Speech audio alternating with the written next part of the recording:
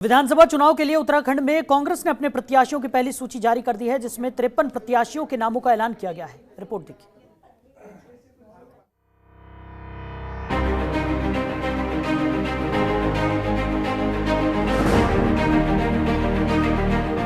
उत्तराखंड में विधानसभा चुनाव की तारीखों के ऐलान के बाद राजनीतिक माहौल गर्माता जा रहा है।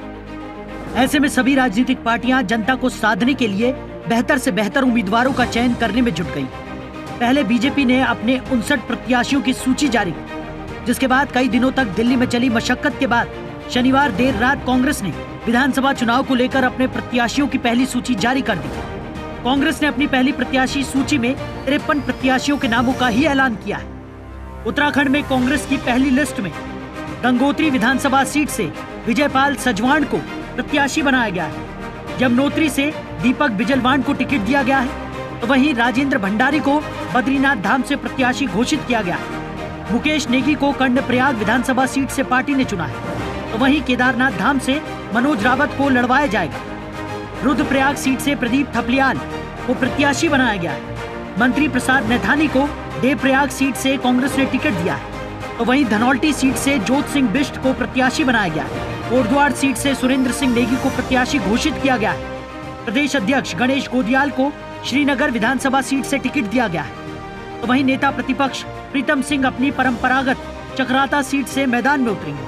वहीं गोविंद सिंह कुंजवाल जागेश्वर सीट से चुनाव लड़ेंगे। रानीखेत से करण माहरा को पार्टी ने प्रत्याशी बनाया है, तो वहीं बाजपुर विधानसभा सीट से यशपाल आर्य को मैदान में उतारा गया है। वहीं सीएम धामी को टक्कर देने के लिए कांग्रेस ने खटीमा सीट से भुवन कापड़ी को प्रत्याशी घोषित किया है। सूची में पिछला विधानसभा चुनाव लड़े कांग्रेस के अधिकांश नेताओं को भी स्थान दिया गया है। इनमें राज्य की तीसरी विधानसभा के सदस्य रहे कई विधायकों के नाम शामिल हैं। कांग्रेस प्रदेश चुनाव अभियान समिति के अध्यक्ष और पूर्व मुख्यमंत्री हरीश रावत के चुनाव लड़ने पर सस्पेंस अभी भी बरकरार है, क्योंकि कांग्रेस के 53 प्रत्याशियों में उनका नाम शामिल नहीं। बीजेपी से निष्कासित किए जाने के 6 दिन बाद कांग्रेस में शामिल किए गए हरक सिंह रावत और उनकी बहू अनुकृति गोसाई रावत का नाम भी पहली सूची में शामिल नहीं है। हालांकि अनुकृति जिस लैंसडॉन सीट से टिकट की दावेदार हैं और इस सीट पर प्रत्याशी की घोषणा अभी तक नहीं की गई। विधानसभा चुनाव के लिए कांग्रेस और बीजेपी दोनों ही प्रत्याशियों की दूसरी सूची का इंतजार है, लेकिन देखने वाली बात यह होगी कि उत्तराखंड 2022 विधानसभा चुनाव में कांग्रेस अपने इन उम्मीदवारों के बल पर जीत दर्ज कर पाती है या बीजेपी उत्तराखंड विधानसभा चुनाव को लेकर बने मिथ को खत्म कर लगातार दूसरी बार विधानसभा चुनाव में अपनी जीत दर्ज करवाती है। Bureau report, Jantantra TV. खबरों के निष्पक्ष विश्लेषण के लिए सब्सक्राइब करें Jantantra TV and press the bell icon. Never miss any update.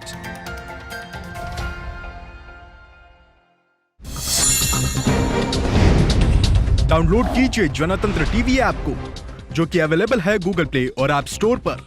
अधिक जानकारी के लिए अभी डाउनलोड करें।